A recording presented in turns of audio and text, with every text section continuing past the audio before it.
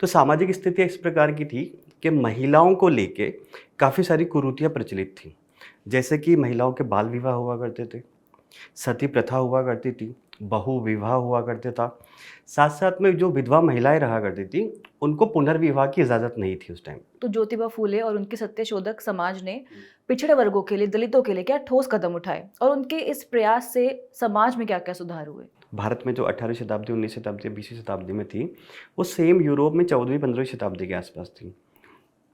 वहाँ पे मानव का महत्व नहीं हुआ करता था, महिलाओं के खिलाफ कुरीतियाँ थी, धर्म के क्षेत्र में वही आडंबर था, चर्च व्यवस्था जो थी वहाँ का उसका एक तरह से प्रभुत्व था।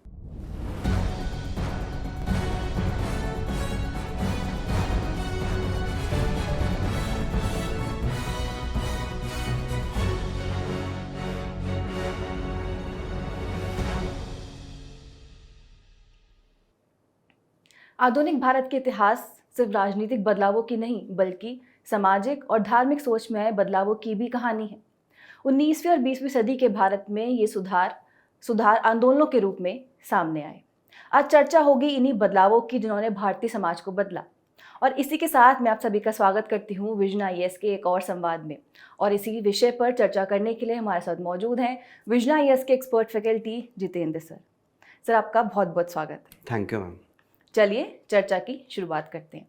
सर, आपसे मेरा पहला सवाल यही है कि भारतीय समाज में 19वीं और 20वीं सदी में सामाजिक और धार्मिक सुधार आंदोलनों की ज़रूरत क्यों महसूस हुई और इसके क्या कारण थे?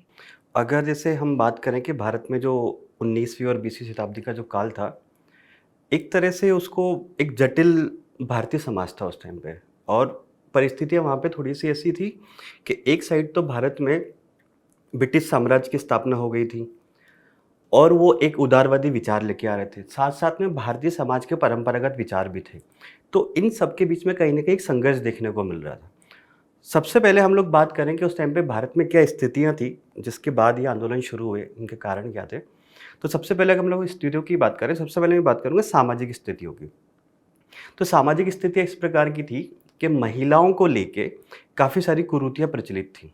जैसे कि महिलाओं के बाल विवाह हुआ करते थे, सती प्रथा हुआ करती थी, बहु विवाह हुआ करता था।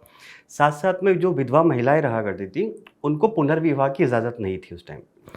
महिलाओं से संबंधित एक और बात थी कि महिला शिक्षा का जो स्तर था, वो बहुत ही कम था। ये समाज में भारत में देख रहे हैं और दूसरी तरफ से भारत का जो समाज था, वो जातिगत भेदभाव के आधार पर उसमें बँटवारा था। यानी कि जाति के आधार पर भारतीय समाज में बँटवारा था, तो भारत में एक तरह से सामाजिक समानता नहीं थी। ये हो गया सामाजिक स्तर पे भारतीय समाज की क्या स्थिति थी। अब इसके बात करें हम लोग आर्थिक नहीं धार्मिक स्तर पे भारत की क्या स्थिति थी। तो धार्मिक स्तर पे देखा जाए तो अंधविश्वास प्रचलित थे, कर्मकांड चल रहे थे, मूर्ति पूजा हुआ करती थी और जो एक तरह से पुरोहित वर्ग है, उसने पूरे धर्म के जो चीज़ें होती है, उनको अपने एकाधिकार में ले लिया था और भारतीय जनता जो थी, उसकी वजह से उनका शोषण हो रहा था। मतलब एक तरह से देखा जाए तो धार्मिक क्षेत्र में भी काफ़ी सारी कुरीतियाँ भारत में उस टाइम पे विद्यमान थी। ये तो हो गई सामाजिक और धार्मिक चीज़ें, जो उस टाइम पे भारत की परिस्थितियाँ थी। अब एक क्या था कि इसी काल में भारत में बहुत ज़्यादा संचार के साधन नहीं थे, परिवहन के साधन नहीं थे। तो जब परिवहन के साधन नहीं हैं, तो एक क्षेत्र में बैठा हुआ आदमी या एक धर्म का आदमी, एक जाति का आदमी, वही अपने आप को श्रेष्ठ समझा करता था। मतलब एक तरह से एक क्षेत्र से दूसरे क्षेत्र के बीच में विचारों का आदान-प्रदान नहीं हुआ करता था। तो इसकी वजह से भी भारत की स्थिति खराब हो रही थी। मतलब संचार के साधन उस टाइम पे बहुत कम थे। शिक्षा की हमने बात करी, शिक्षा तो महिलाओं की तो कम थी ही सही, ओवरऑल अगर भारतीय समाज में देखा जाए तो शिक्षा की स्थिति बहुत दयनीय थी। तो भारतीय समाज में ये समस्या थी। तो इसकी वजह से एक ज़रूरत महसूस हुई कि कहीं न कहीं इन समस्याओं की वजह से ब्रिटिश शासन जो है वो हमारे ऊपर राज कर रहा है। तो हमें भारतीय जो समाज है उसमें समस्याओं को देखना है और उनमें सुधार करने के प्रयास करने हैं। तो इसको ऐसे माना जाता है कि ब्रिटिश शासन का परिणाम भी ये था, जो भारत में सामाजिक धार्मिक सुधार आंदोलन शुरू हुए। साथ-साथ में ब्रिटिश शासन के खिलाफ प्रतिक्रिया भी थी। अब ब्रिटिश शासन का परिणाम कैसे था या उसका प्रभाव कैसे था? तो जब भारत में ब्रिटिश शासन की स्थापना हुई, तो उसके बाद ब्रिटिश एक आधुनिक शिक्षा की विचारधारा लेके आए, उदारवादी सिद्धांत लेके आए, मानवतावाद की बात उन्होंने की। मतलब एक विचारधारा उनके वहाँ पे जो प्रचलित थी, वैज्ञानिकता की बात वो लोग कर रहे थे। तो कहीं न कहीं इस आधुनिक विचारधारा और आधुनिक शिक्षा से भारत के जो कुछ वर्ग था, उन्होंने इसको प्राप्त किया और जब उन्होंने इसको प्राप्त किया तो उनको ये महसूस हुआ कि यार हमारे समाज में कहीं ना कहीं कुछ कमियां हैं या उसमें कुछ कमजोरियां हैं। तो उन्होंने ये सोचा कि हमें अपने समाज में जो स्थितियां हैं उसका एक तरह से आत्मनिरीक्षण करने की हमें आवश्यकता है। तो ये हो गया, ब्रिटिश का प्रभाव देखा गया। अब ब्रिटिश शासन जो है जब भारत में था तो वो भारत में क्या कर रहा था, जैसे कि जो ब्रिटिश विचारधारा है, ब्रिटिश औपनिवेशिक विचारधारा है, उसको फैला रहा था। जैसे कि ईसाई धर्म जो था, ईसाई धर्म के जो लोग थे उनको लाइसेंस दिया गया 1813 के एक्ट के तहत, चार्टर एक्ट के तहत, कि भारत में आप ईसाई धर्म का प्रचार प्रसार कर सकते हो। तो ईसाई धर्म वालों ने, जो भारत के लोग थे, उन्हें बोला कि ईसाई धर्म ही सबसे बेस्ट है, आप हमें कन्वर्ट कर लीजिए। तो कहीं ना कहीं वो भारतीय संस्कृति को निम्न स्तरीय बता रहे हैं। तो ये भारत के लोगों को पता लगा कि यार ये कैसे बोल सकते हैं कि हमारी संस्कृति जो है वो निम्न स्तर की है और आपकी संस्कृति जो है वो सबसे बेस्ट है। तो ये प्रभाव और प्रतिक्रिया दोनों के रूप में देख, प्रभाव तो था जो ब्रिटिश शासन आधुनिक विचारधारा लेके आ रहा, शिक्षा लेके आ रहा, उसका प्रभाव। और एक प्रतिक्रिया ये है कि आप जो आपकी संस्कृति हमारे ऊपर थोपने का प्रयास कर रहे हो, उसके खिलाफ भारतीयों में प्रतिक्रिया हो रही थी। और कारण क्या रहे इसके सुधार आंदोलन के? तो कारणों की अगर और बात करूं मैं, तो जैसे ही ब्रिटिश शासन भारत में आया, प्लासी के युद्ध के बाद और बक्सर के युद्ध के बाद, तो उन्होंने भारत पर औपनिवेशिक नियंत्रण मजबूत करने के लिए बहुत सारे संचार के साधनों का विकास किया, परिवहन के साधनों का विकास किया, रेलवे चलाई। तो कहीं ना कहीं इस संचार के साधनों और परिवहन के साधनों की वजह से भारत का एक तरह से सामाजिक, आर्थिक, राजनीतिक और धार्मिक रूप से एकीकरण हुआ। जो पहले बंगाल का आदमी है वो महाराष्ट्र वाले को नहीं जानता था या वहाँ पे क्या चल रहा है नहीं जानता था, अब इस परिवहन के साधनों के माध्यम से वो जानने लगा। तो इस तरह से विचारों का आदान प्रदान हुआ और भारतीय समाज का एकीकरण हुआ। जब एकीकरण हुआ तो समस्याओं के बारे में भी लोग चर्चा करने लगे और फिर आगे जाके वो सुधार आंदोलनों में प्रेरक के रूप में काम किया। अब जब ब्रिटिश कंपनियां या फिर यूरोपीय कंपनियां जो भारत में आई थी, उन्होंने यहाँ पे भारत में प्रेस का विकास किया। प्रेस का विकास किया तो प्रेस के विकास के माध्यम से ये हुआ कि जो पहले जो ज्ञान था, जिस पे केवल उच्च वर्ग और पुरोहित वर्ग का अधिकार हुआ करता था, अब वो प्रेस के माध्यम से ज्ञान सर्वसुलभ हुआ। पत्र पत्रिकाएं या पुस्तकें छपने लगी और आम जन भी उनको पढ़ने लगा। तो उनमें भी एक तरह से जागरूकता पैदा हुई चीज़ों को लेकर। ब्रिटिश शासन के द्वारा जो शिक्षा पद्धति शुरू की गई, उसकी वजह से भी कहीं ना कहीं भारतीयों में एक तरह से जागरूकता आ रही थी। तो ये कुछ कारण थे जिसकी वजह से भारत में सामाजिक धार्मिक सुधार आंदोलन शुरू हुए और ये काफ़ी महत्वपूर्ण थे। इन्होंने, इन सामाजिक धार्मिक सुधार आंदोलन ने आगे जाके कहीं ना कहीं एक तरह से जागरूकता का काम किया और राष्ट्रीय आंदोलन में महत्वपूर्ण भूमिका निभाई।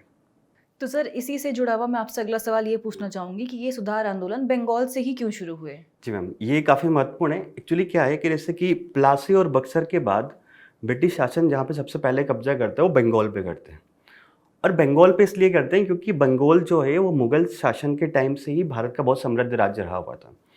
और जब ब्रिटिश भारत में शुरुआत में आ रहे हैं तो उनका लक्ष्य ये है कि मुझे आर्थिक लाभ प्रदान लेना है, भारत से ज़्यादा आर्थिक शोषण करना है। तो बंगाल में उन्होंने अपने शासन की स्थापना करी। अब जब बंगाल में शासन की स्थापना कर रहे हैं तो जो अगर वो शिक्षा व्यवस्था की कुछ स्थापना कर रहे हैं तो वो भी सबसे पहले बंगाल में करी जाएगी। कुछ परिवहन या संचार के साधन बनाए जा रहे हैं तो वो भी सबसे पहले बंगाल में ही बनाए जाएंगे। तो बंगाली लोगों में जो आधुनिक पश्चात शिक्षा थी या फिर संचार के माध्यम से एक दूसरे की जो कनेक्टिविटी, वो सबसे पहले बंगाली लोगों में ही आई। और बंगाली लोग ही एक तरह से एक अभिजात्य वर्ग के रूप में उभर कर आए। ब्रिटिश नीतियों का सबसे ज़्यादा अगर प्रभाव भी किसी के ऊपर पड़ रहा था तो बंगाली लोगों पर पड़ रहा था। और ब्रिटिश नीतियों के विरुद्ध अगर प्रतिक्रिया भी सबसे ज़्यादा कहीं हो रही थी वो बंगाल में हो रही थी। और इसका कारण यही है कि भारत में जो बंगाल में ही सबसे पहले ब्रिटिश शासन की स्थापना हुई, तो उसकी वजह से ही वहाँ से पुनर्जागरण या फिर जो बोलते हैं सामाजिक धार्मिक सुधार आंदोलन शुरू हुए भारत के। सर, राजा राम मोहन रॉय ने ब्रह्मो समाज की स्थापना की थी, तो उनके द्वारा ये स्थापित समाज के उद्देश्य क्या थे और उन्होंने जो प्रयास किए उससे क्या क्या सुधार हुए? राजा राम मोहन राय जो है, उन्हें भारत में जो पुनर्जागरण हुआ था, पुनर्जागरण को ही भारत में सामाजिक धार्मिक सुधार आंदोलन बोले जाते हैं, उसके अग्रदूत के रूप में माने जाते हैं कि उन्होंने ही सबसे पहले भारत में सामाजिक धार्मिक सुधार आंदोलन की शुरुआत कर रहे थे। और इसको लेकर उन्होंने संगठित प्रयास करने के लिए 1828 में ब्रह्मा समाज की स्थापना करी। अब ब्रह्मा समाज के अगर उद्देश्यों की बात करें तो दो तरह से इसको क्लासिफाई कर सकते हैं। सामाजिक स्तर पर क्या उनके उद्देश्य थे और धार्मिक स्तर पर उनके क्या उद्देश्य थे। तो सामाजिक स्तर पर वही उद्देश्य है कि महिलाओं का जो अधिकार नहीं है या फिर महिलाओं के खिलाफ जो कुरीतियाँ चल रही है, बाल विवाह हो गया, सती प्रथा हो गई, या फिर उनको शिक्षा के अधिकार नहीं है, उसके क्षेत्र में काम करना, यानी कि सती प्रथा का विरोध करना, बाल विवाह का विरोध करना और विधवा पुनर्विवाह को बढ़ावा देना, साथ साथ में महिला शिक्षा के लिए भी बात करना।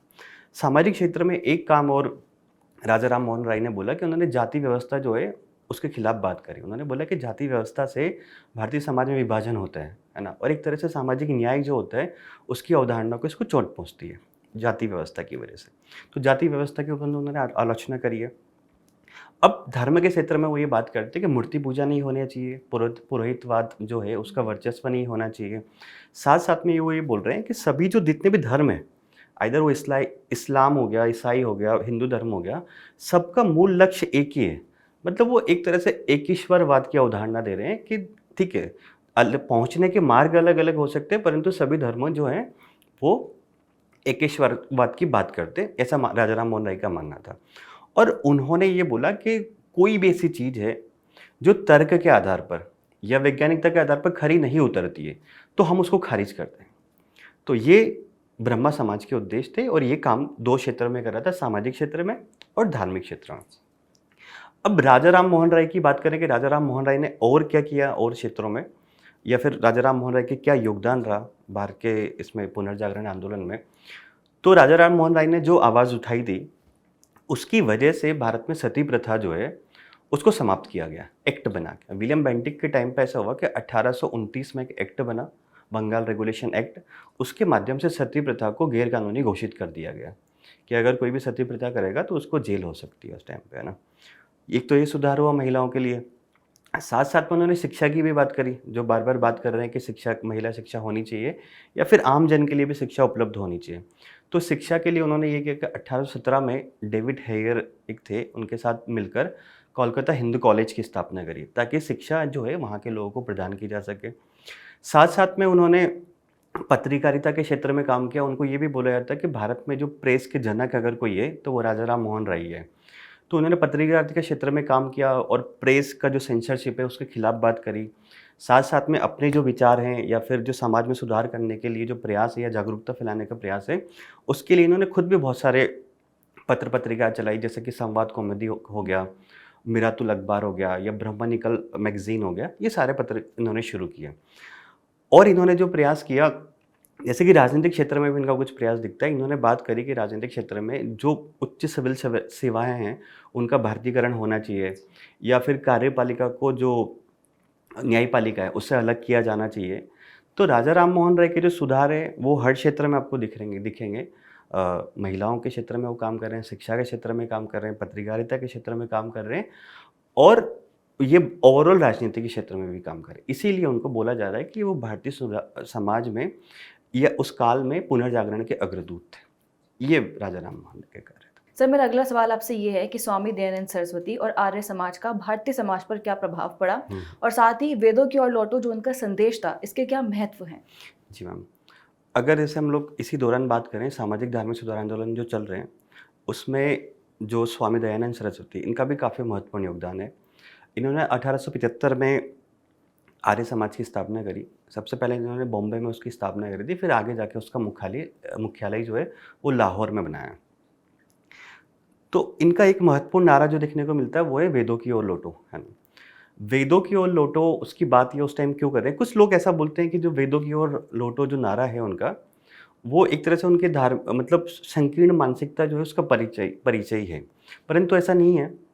क्योंकि उन्होंने जो वेदों की ओर लौटने की बात करी वो ये तर्क के आधार पर कह रहे थे, क्योंकि जो वैदिक कालीन समाज था भारत का, सामाजिक धार्मिक जो स्थितियाँ थी उस टाइम पे महिलाओं को अधिकार प्राप्त थे, बाल विवाह नहीं हुआ करते थे, महिलाओं को शिक्षा का अधिकार प्राप्त था और महिलाओं को संपत्ति का अधिकार भी प्राप्त था। साथ साथ में धर्म के क्षेत्र में बात करें तो धर्म इतना आडंबर नहीं था उसमें, धर्म में पुरोहित वर्ग का ऐसे कोई वर्चस्व नहीं था, मूर्ति पूजा प्रचलित नहीं थी।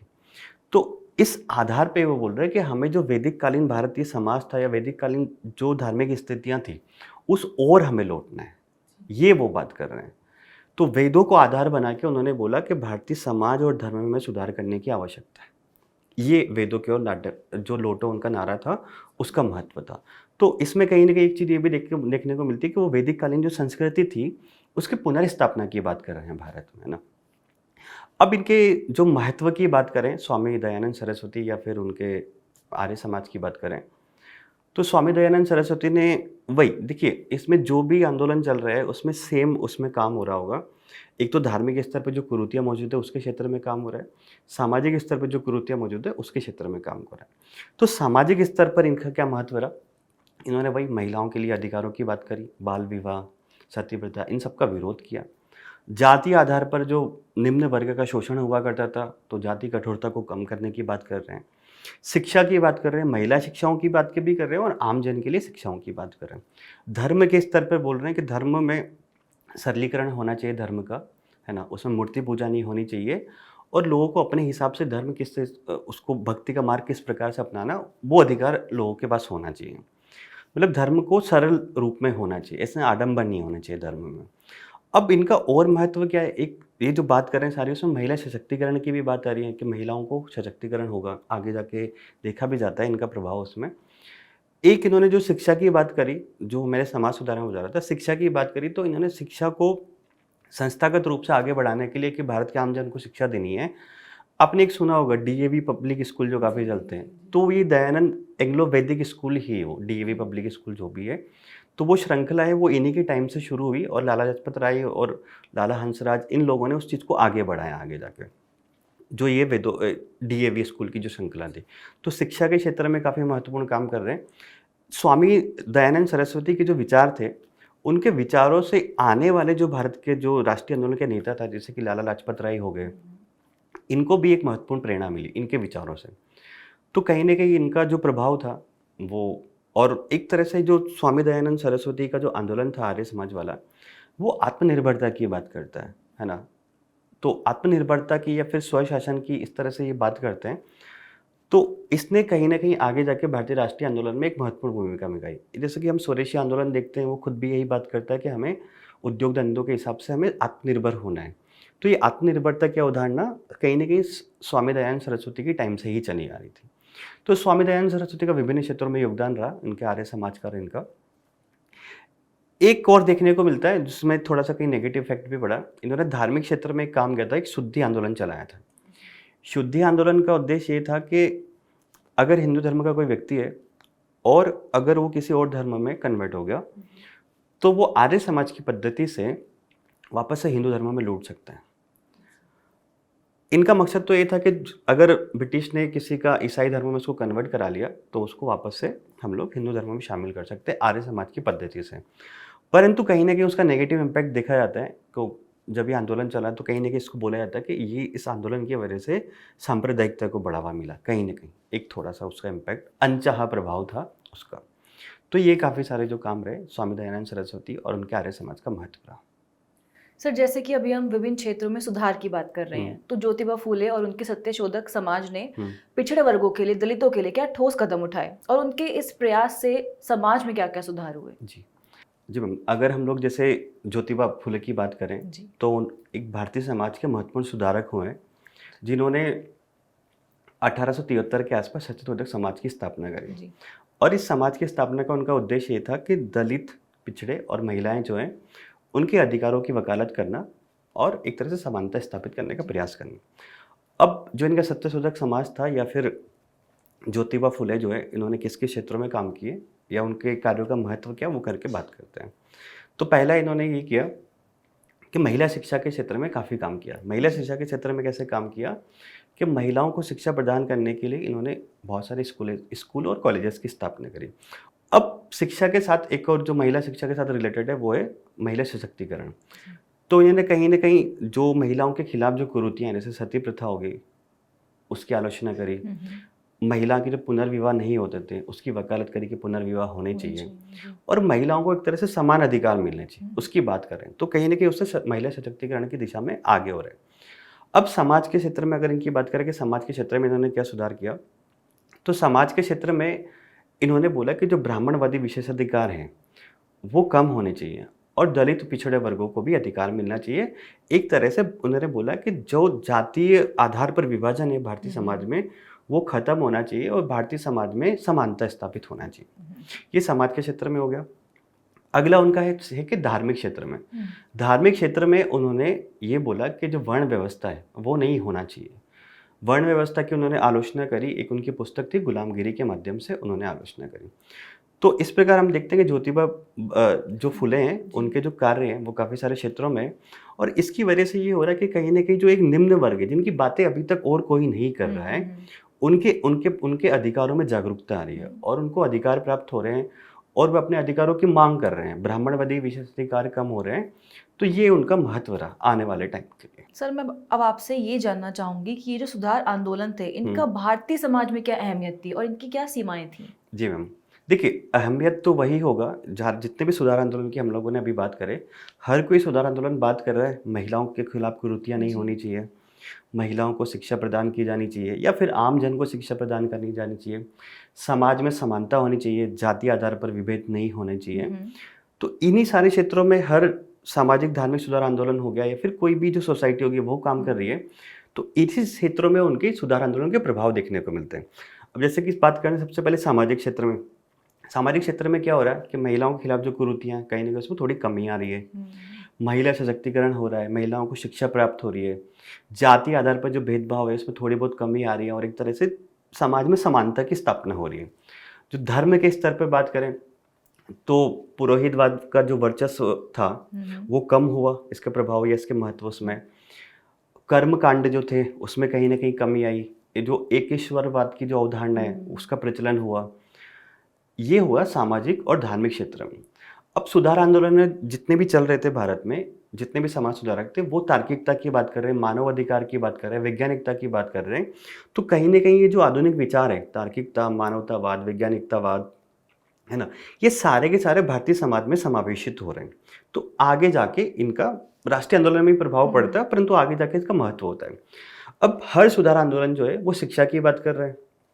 तो कहीं न कहीं आम जन को या फिर महिलाओं को शिक्षा ज़्यादा प्राप्त हो रही है इससे। जो निम्न वर्ग है, जैसे कि उनके अधिकारों की बात करी जा रही है, जैसे कि ज्योतिबा फुले उस क्षेत्र में काम कर रहे हैं। तो कहीं न कहीं उन्होंने अपने अधिकारों के प्रति उनमें लोगों में चेतना आ रही है, ठीक है? तो जिन कुरीतियों या जिन चीज़ों को लेके ये आंदोलन शुरू हो रहा था, उसी क्षेत्र में इसका महत्व है। यानी कि सामाजिक गतिशीलता बढ़ रही है। भारतीय समाज में जो जाति आधार पर विभाजन है, धार्मिक आधार पर विभाजन है, जो लैंगिक आधार पर विभाजन है, वो कहीं न कहीं कमज़ोर हो रहा है।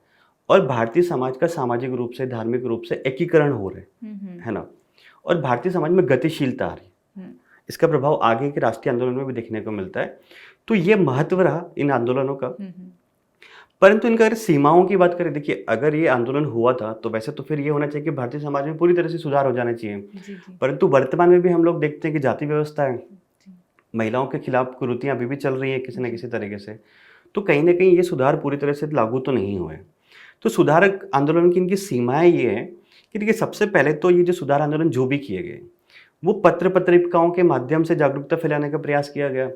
अब पत्र पत्रिकाएँ कौन पढ़ेगा? जो शहरी मध्यम वर्ग है उसके पास पहुँच होगी, ग्रामीण क्षेत्रों में तो पत्र पत्रिकाएँ, समाचार पत्र पहुँच नहीं पाएँगे। तो एक तरह से इसकी सीमा ये है कि शहरी मध्य वर्ग का आंदोलन बन के रह गया। इसने ग्रामीण समाज में बहुत पेट नहीं बना पाया आंदोलन। दूसरा ये है कि जैसे कि आपने कानून के माध्यम से सुधार को लागू किया, जैसे कि 1829 में सती प्रथा की समाप्ति का बोल दिया, कानून लागू कर दिया। परंतु भारतीय समाज उसको एक्सेप्ट करने के लिए उस टाइम पे तैयार नहीं है। मतलब भारतीय समाज में उसके लिए तो जागरूकता आई नहीं, आपने एक कानून बना दिया। अभी भी बहुत से बार ऐसा होता है कि कानून तो बन जाता है परंतु आम जनता को उसको जानकारी ही नहीं होती, वो कानून पूरी तरह से इम्प्लीमेंट नहीं होता है। तो हुआ ये, महिला शिक्षा की बात करेंगे, महिला सती प्रथा खत्म करेंगे, बाल विवाह खत्म करेंगे, पुनर्विवाह की बात करेंगे, परंतु ये सब इम्प्लीमेंट नहीं हो पाया। ये सब चीज़ें एक तरह से नारे बन के रह गए वहाँ पे। और अगर कमियों की बात करी जाए तो क्या होता है कि जैसे कि कहीं न कहीं जो इस आंदोलन में एक क्षेत्र ब्रह्मा समाज जो काम कर रहा है वो बंगाल के आसपास काम कर रहा है, आर्य समाज जो काम कर रहा है वो बॉम्बे या फिर लाहौर आगे शिफ्ट हो गया, उसके आसपास के क्षेत्रों में काम कर रहा है।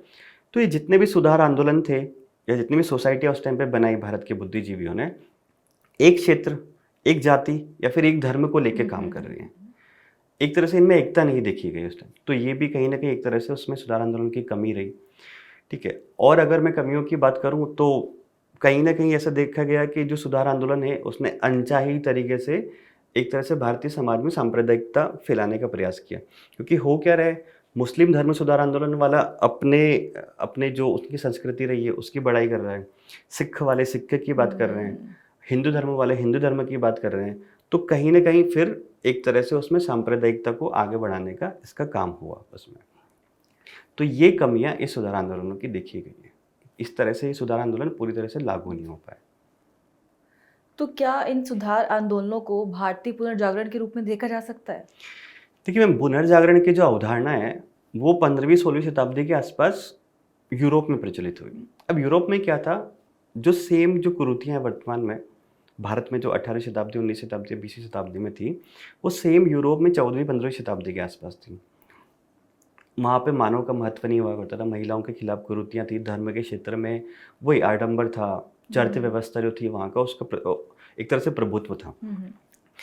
तो भारत में भी अगर सेम देखा जाए कि भारतीय पुनर्जागरण है या नहीं है, तो यहाँ भी यही हो रहा है कि भारतीय समाज में भी सामाजिक धार्मिक कुरीतियाँ प्रचलित हैं। उनको सुधार करने को लेके भारतीय बुद्धिजीवी जो है वो आगे आ रहे हैं। वो भी तर्क की बात कर रहे हैं, क्योंकि तर्क की बात कर रहे हैं, मानवतावाद की बात कर रहे हैं, वैज्ञानिकता की बात कर रहे हैं, है ना, कारण कार्य संबंध की बात कर रहे हैं। तो सेम चीज यूरोपीय पुनर्जागरण में भी है। तो ऐसे माना जाता है कि हाँ, ये भारतीय पुनर्जागरण है। पुनर्जागरण का मतलब यही होता है कि कोई पहले सो गया था फिर से जाग रहा है ना, पुनर्जागरण। तो ये कहीं ना कहीं यूरोपीय पुनर्जागरण से सिमिलरिटी दिखती है, इसलिए बोला था कि हाँ भारतीय पुनर्जागरण है।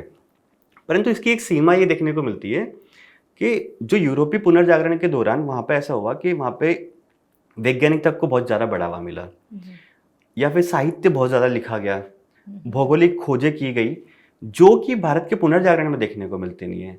भारत में वैज्ञानिकता की जरूर बात करें, परंतु ऐसी भारत के लोगों में बहुत वैज्ञानिकता आ नहीं पाई, भौगोलिक खोजें हुई नहीं। तो भारतीय पुनर्जागरण कहीं ना कहीं धर्म, संस्कृति और समाज के आसपास ही सिमट के रह गया। तो ऐसे तो इसको बोला जाता है कि ये भारतीय पुनर्जागरण है, परंतु अगर यूरोप वाले पुनर्जागरण से कंपेयर करेंगे तो कुछ सीमाएं भी इसकी देखने को मिलती है।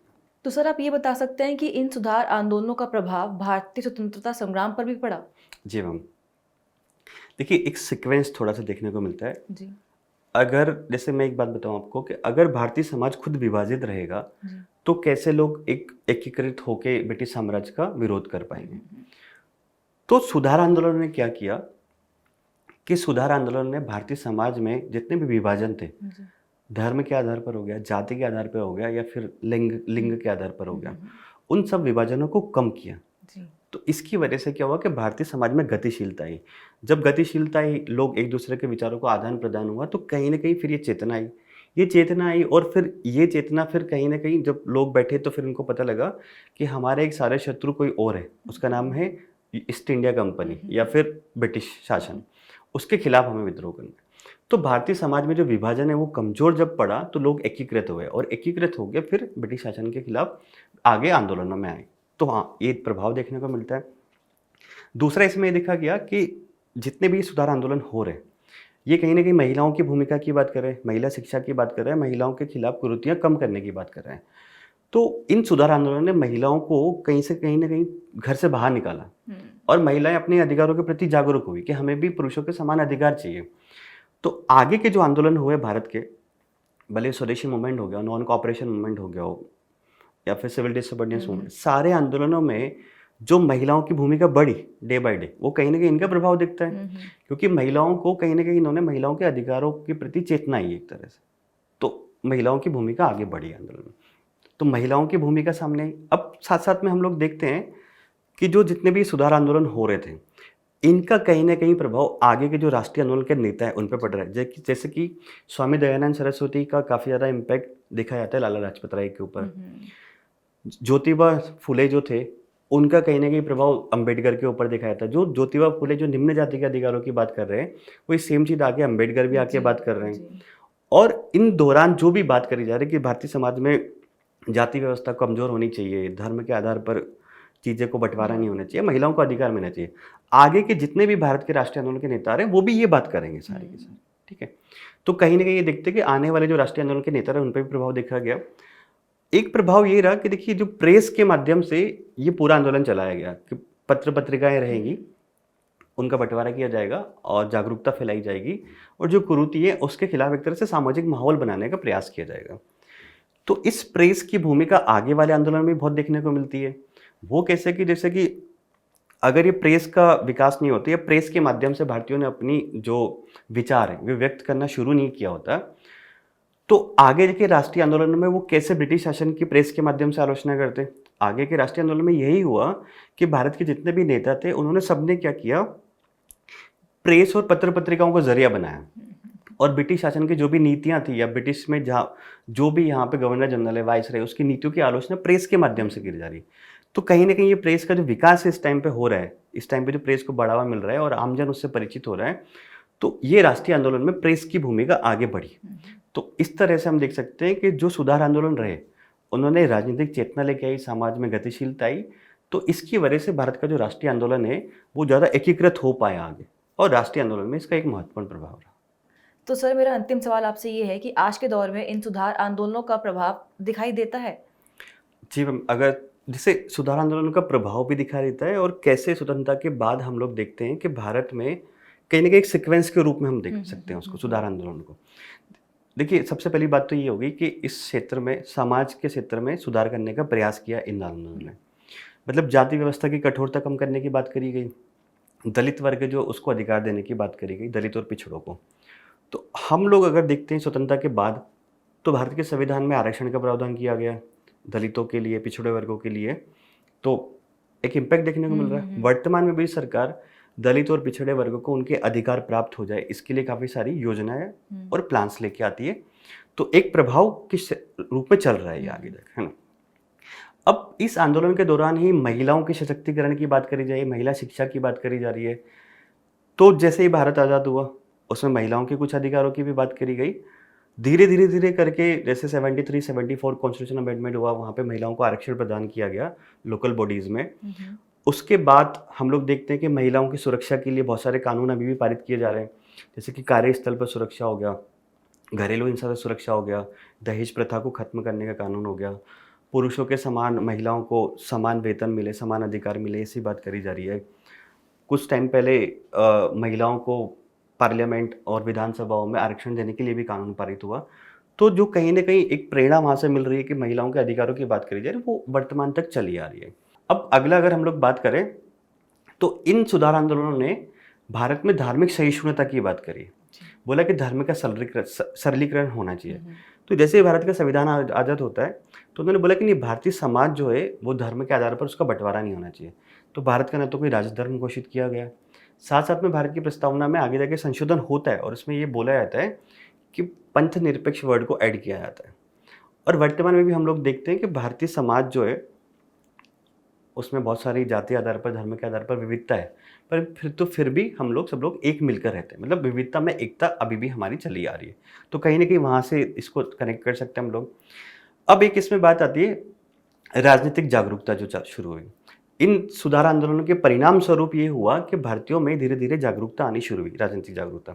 तो वर्तमान में भी यही है, जब जनता को लगता है कि मुझे मेरे अधिकारों की प्राप्ति करनी है, तो राजनीतिक रूप से जागरूक रहती है। बहुत सारे आंदोलन हम इस दौरान देखते हैं, जनता अहिंसक तरीके से अपने अधिकारों की मांग करने लगती है। अब एक और जो महत्वपूर्ण इसमें छिपा हुआ सा है कि अभी वर्तमान में क्या महत्व है, तो ये जो सुधार आंदोलन थे, ये बात कर रहे हैं कि वेदों की ओर लौटो, हमारी प्राचीन संस्कृति के गौरव की बात कर रहे हैं। ये बोल रहे हैं कि ब्रिटिश जो औपनिवेशिक संस्कृति है वो हमारे लिए सही नहीं है, हमारी पुरानी संस्कृति है, उसमें हमें गौरव की भावना देखनी है, उसमें हमें सम्मान की भावना देखनी है। तो जैसे ही भारत आज़ाद होता है और वर्तमान समय में भी हम लोग देखते हैं कि संस्कृति के आधार पर हम कहीं न कहीं पीछे की बात करते हैं कि हमारी जो प्राचीन विरासत है, कलाकृतियाँ हैं, उनको संरक्षित किया जाना चाहिए और उनसे हमें प्रेरणा प्राप्त करनी चाहिए। जो हमारे, हम क्यों किसी और से प्रेरणा लेने जाएँ जब हमारा सांस्कृतिक इतिहास खुद इतना समृद्ध है। अभी जैसे कुछ सालों पहले योग को अंतर्राष्ट्रीय स्तर पर मान्यता प्राप्त हुई यूनेस्को, तो वो यही देख सकते हैं ना कि इतनी बड़ी जो चीज़ है वो हमारे पास ऑलरेडी थी, पुराने टाइम से चली आ रही थी और उसको मान्यता भी अब जाके प्राप्त हो रही है। तो कहीं न कहीं जो प्राचीन सांस्कृतिक तत्व है भारत के, उनसे प्रेरणा लेने का जो काम इस टाइम पे शुरू हुआ, वो वर्तमान तक भी जारी है। तो हाँ, इसका जिन-जिन क्षेत्रों में इस सुधार आंदोलनों की बात करी गई थी, उन सारे क्षेत्रों में वर्तमान में भी इसका प्रभाव देखा जा सकता है या महत्व है एक तरह से। जो वहाँ से एक तरह से जो चीज़ें प्राप्त हो रही है, जिन क्षेत्रों में सुधारों की बात कर रहे हैं, वो वर्तमान में भी कंटिन्यूअस चले आ रहे हैं। कुछ समस्या हैं कुछ एरिया में, जैसे कि धार्मिक सहिष्णुता को कभी-कभी नुकसान होता है ना, कुछ-कुछ एरियाज़ में, और निम्न जाति के खिलाफ भी कुछ-कुछ जगहों पे देखने को, अपराध देखने को मिलते हैं। परंतु हम एक सही डायरेक्शन में जा रहे हैं और आने वाले टाइम में इसमें और भी सुधार होगा। चलिए सर, आज की चर्चा को यहीं अंत करते हैं और आपका बहुत-बहुत धन्यवाद। आपने हमारे सभी प्रश्नों के उत्तर इतने बेहतर तरह से दिए। Thank you ma'am.